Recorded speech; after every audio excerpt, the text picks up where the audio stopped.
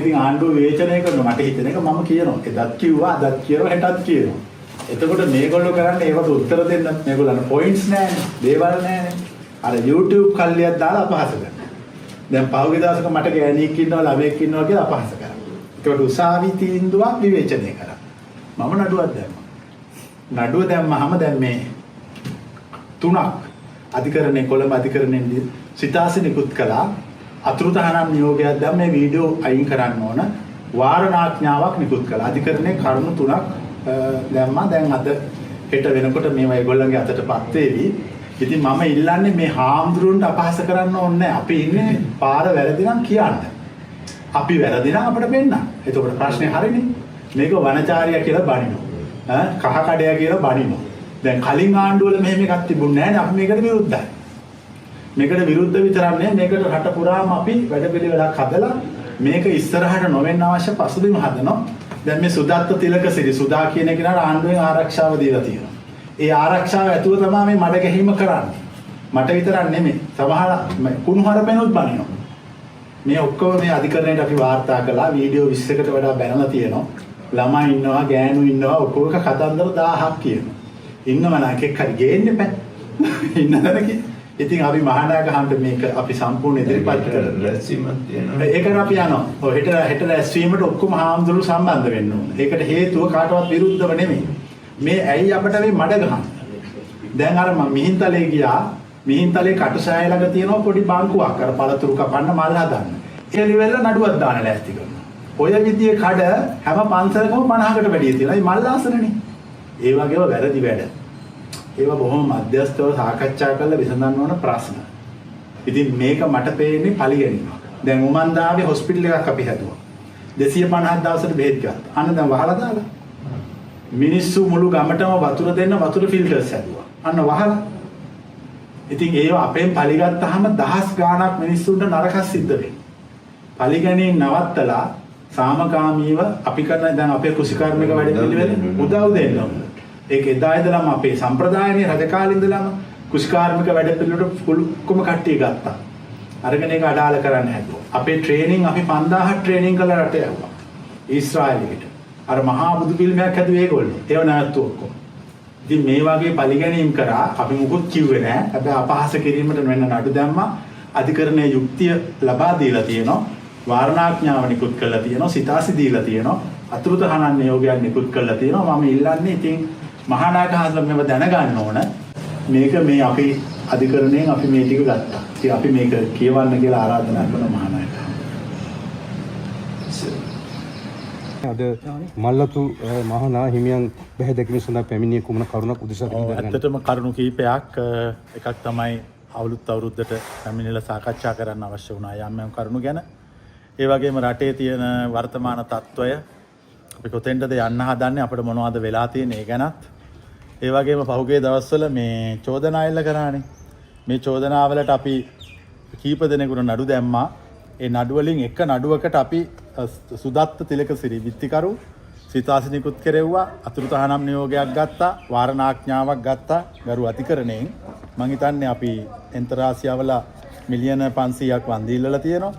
ඊට අමතරව තමයි මේ සිතාසි නිකුත් කරලා තියෙන්නේ. මේකේ විස්තරය තියෙනවා. මේ බලා ගන්න පුළුවන් මම දෙන්නම්.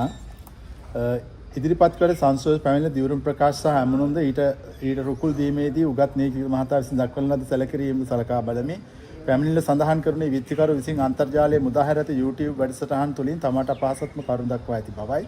ඒවා සාවද්ද කරුණු බව දක්වා සිටි. ඒ තුලින් තමාට පහසු සිදු කළ බව දන්වා සිටි.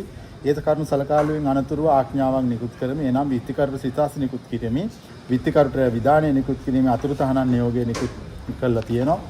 ඊට අමතරව සංසද පැමිණිලි ආයතන පරිදි වාරණ ආඥාවක් ඉදිරි දින දක්වා බල පැවැත්වීමට නිකුත් කරලා තියෙනවා. මේ කරුණු තියෙනවා. මොකද මේකේ තියෙනවා මේ YouTube දැන් වෙන්නේ ඇත්තම කතාව මේ ආණ්ඩුවෙන් ෆන්ඩ් කරන ආණ්ඩුවෙන් ආරක්ෂාව දෙන වාහන දීපු YouTube කල්ලියක් සමාජයේ වැඩ කරන මිනිස්සු. හාමුදුරුවෝ බුද්ධ ආගමට ඔක්කොටම පොදුවේ මඩ ගහගෙන යනවා. මේ මඩ ගහන්න හේතුව තමයි දැන් විවේචනය සාධනීය නම් එයට සෙවිය යුත්තේ පිළිතුරයි. මඩ ගැහිම නෙමෙයි. පිළිතුර නැති තැන නිර්මාණය කරනවා මඩ. ඕක තමයි අපි දකින බුද්ධියෙන් දැක්කම අපිට තේරෙන දේ. මම කියන්නේ මේ මඩ ගහන්න නැතුව ප්‍රශ්නයක් තියෙනවා උත්තරයක් දුන්නාම ඉවරයි. වැරද්දක් තියෙන හරි ගැස්සුවාම හරිනේ. අපි විවේචනය කරනවා. අපි මොන ආණ්ඩුවේ හිටියත් දැන් මෛත්‍රීපාලගේ කාලේ මෛත්‍රීපාල කෙහෙල් කොලේ කන එකත් මම විවේචනය කරා. මම ඊටපත් එක තරහ නැහැ. විවේචනය අවශ්‍යයි. ඒවට ඒගොල්ලෝ සාධනීයව සවන් දෙන්න ඕන. එහෙම සවන් දෙන්න බැරි නම් ඒක ඒගොල්ලන්ගේ ප්‍රශ්නයක්. විවේචනය කරන්නේ නැත්නම් ඒක අපේ ප්‍රශ්නයක්. එතකොට මඩ ගැහුවා අනික අධිකරණය නිකුත් කරපු ආඥාවක් අධිකරණ තීන්දුවක් තමයි විවේචනය කළා තියෙන්නේ. අධිකරණය අපහාස කිරීමක් දැන් ඉස්සරහට දැන් මේ අපි වැඩක් කරනකොට ඉස්සෙල්ලා මුල් පොඩි තැනකින් ආරම්භ කරනවා මෙන්න ආරම්භ කළා. දැන් මේක දිගට ඇදන් යනවා. ඒ කියන්නේ මං කියන්නේ මේ වගේ බණින අපහාස කරන හැමෝම මේ වගේ අධිකරණ ක්‍රියාමාර්ග ගන්න මම දැන් සමාජයේ ගොඩක් මිනිස්සු මට අඬලා ඇවිල්ලා කියලා තියෙනවා මේ මිනිස්සු නොකල වැරදි වලට බයිනවා කියලා. ඉතින් අපිට ඇයි මෙහෙම ඇක්ෂන් ගන්න බැහැ? ඇයි අපි වැරදි නම් ඇක්ෂන් ගන්න බැහැ? අපි නිවැරදි නම් බය නැත්තම් ඕන සභාවක ගිහලා කෙලින් හිට ගන්න ඇයි බය වෙන්නේ? අපේ හන්දරේ ඇයි මේ කොහොමද දැනෙන්නේ ඇයි මේ ඔබ වහන්සේ ඉලක්ක කරන්නේ? ඉලක්කය මොකක්ද කියන එක විදිනෙක් කියලාගෙන තමයි අහන්න ඕන. අපේ හන්දරේ දැන් ඔබ වහන්සේ මෙතනින් දැන් සඳහන් වෙන්නේ යම්කිසි ආකාරයකින් මේ වගේ මේක මේ විත්තිකරුවා අපි සඳහන් කරමුකෝ. ඔහුව රජයෙන් ඔහුට යම්කිසි ආකාරයක ආරක්ෂා කරනවා. නැත්තම් දැන් ඕගොල්ලෝ අපි හැමෝම දන්නේ නැද්ද එයාට පොලිස් ආරක්ෂාව දීලා තියෙනවා කියලා MST එකේ? ඒක අපි හැමෝම දන්න දෙයක්. ඉතින් අයි අපි ආයෙත් වහගෙන කතා කරන්නේ. අපි අත්ත කතා කරමු. ඒතකොට අපි කියන්නේ එහෙම නැතුව මං අහන්නේ රජය හොඳට වැඩ කරනවා නම්. ඇයි අපි එක එක්කෙනා ධම්ම වල මඩ ගස්සවන්නේ? දැන් අපි කාටවත් මඩ ගහන්නේ නැහැ නේ. මොකද අපි වැඩ කරනවා අපි බය නැහැ. ඒතකොට අපි අපේ කෙරෙන්න ඕන සමාජ හා ආගමික කාර්ය අපි හරියට ඉටු කරනවා. පැහැදිලිනේ? ඉතින් මං කියන්නේ මේ වෙලේ භික්ෂුන් වහන්සේලා මුල් කළ මඩ විශේෂයෙන් අපිට මඩ ගහනවා. මොකද අපි වැඩ පෙන්නලා තියෙනෝනේ. දැන් අපි හොස්පිටල් හැදුවන්න දැන් හොස්පිටල් එක වහලා දාලා අපරාධයක්.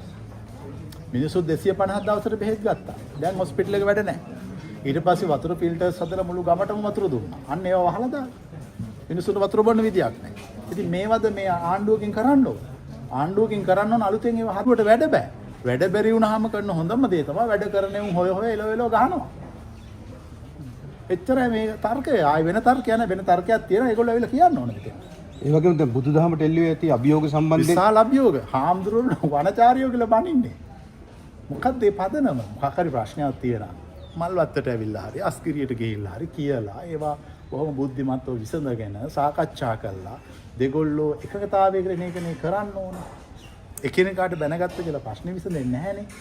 ඉතින් මොකද්ද මේ පදනම මම? ඉතින් මේ නිසා අපි කියනවා මේ විනායක වනාබෑ. මට කියන්න තියෙන එච්චරයි. මඩ ගැහුවා ඔන්න මම නීතියට ගියා. මම සාමාන්‍යයෙන් නීතියට ගියොත් ඉවර වෙනකම එලවගෙන පස්සෙන් එනවා. මම මගින් නවත්තන්නේ. මහා සංඝ සමුළුවට සහභාගී නැද්ද ඔබ වහන්සේ? යන්න ඕනනේ. එහෙම යන්නේ නැත්නම් අපි අඩුවක්. ප්‍රශ්නයක් ආවම අනුරාධපුර යුගයේ රජුරුව මැරලා රට අරාජික වුණාම රජ කෙනෙක් පත් වෙනකන් රට ගෙනිච්ච කවුද? ආම්දුරු එකතු වෙලා. ඉතින් අපි ආයෙක